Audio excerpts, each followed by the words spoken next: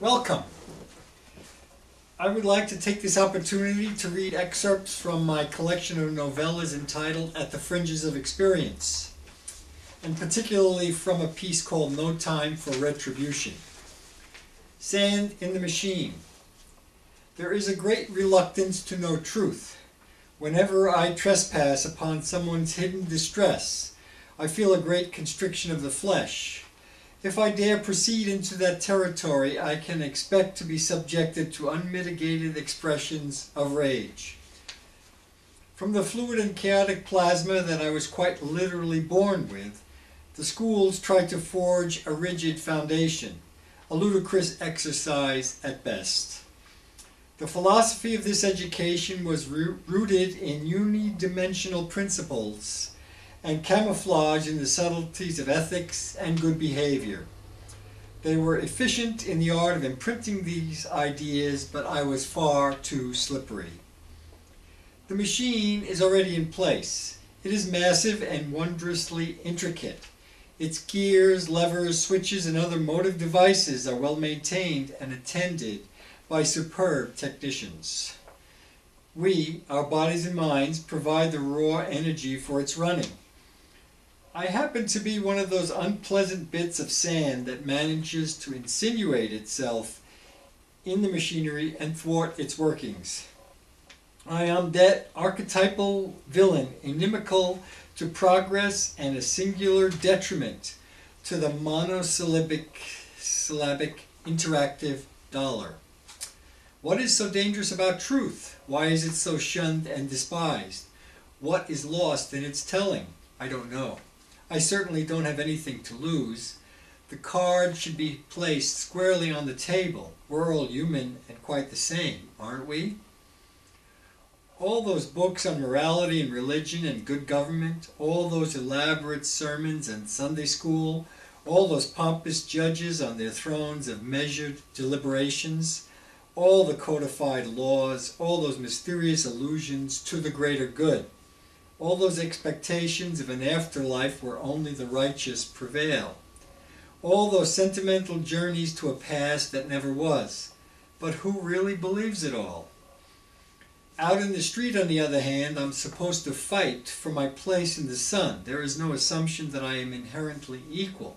Quite to the contrary, I am supposed to bludgeon my competitors, step over their used bodies, and struggle desperately for the elusive prize, recover losses, and cover mistakes.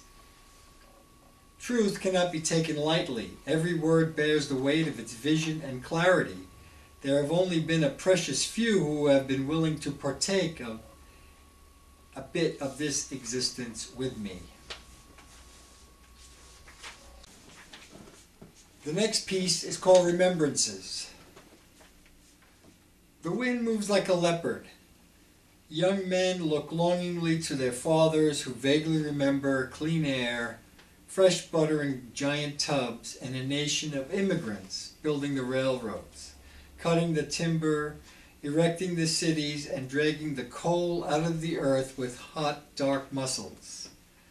The 3rd Avenue L used to cast its heavy shadows onto the street below. The traffic danced between the formidable steel pillars. Only the most adept survived. Pop's corner store with the fresh Italian bread sitting in a box was a landmark for the neighborhood. Pop kept a leather credit book for his customers. He was proficient at broken English and practiced all the local obscenities.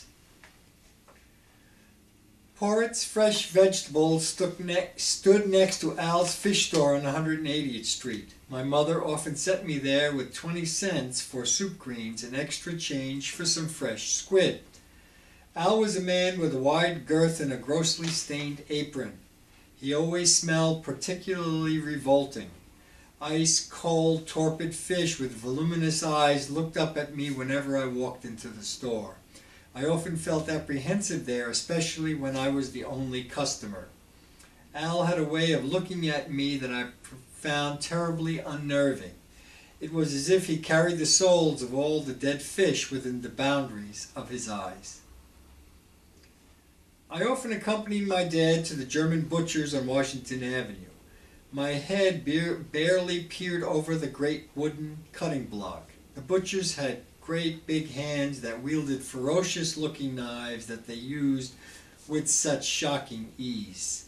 They always seemed permeated with the blood of cows and sheep and pigs. They would constantly disappear into a room with a great wooden door.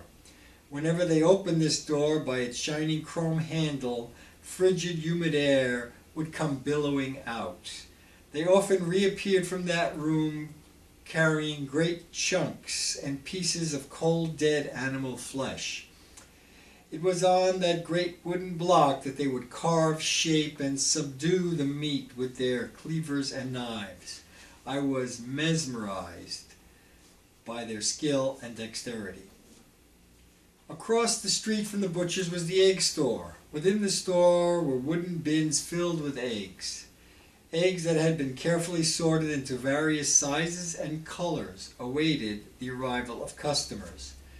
Next door was Woolworth's department store where I would often go with some small savings to buy things that I could truly call my own, since everything around me seemed so tenuous. Those images remain imprinted on the crystal faces of the myriad microscopic prisms lying in the subtle undergrowth of my soul. I recently returned to my old neighborhood to find all its landmarks gone from the physical world forever. The tenement with its moat of gray concrete and the courtyard that was my womb-like enclosure as a child, all gone.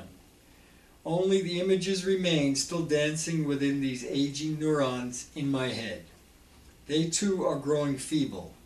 All the landmarks of my growing up have been replaced by rubble, broken glass, shattered bricks, and metal fences. Even the impenetrable elevated subway was gone. Only the earth itself remained intact, but not in the same condition that the Indians had left it. I placed my good ear to the pavement and heard the world cry out, longing to be freed from the heavy weight of the humankind.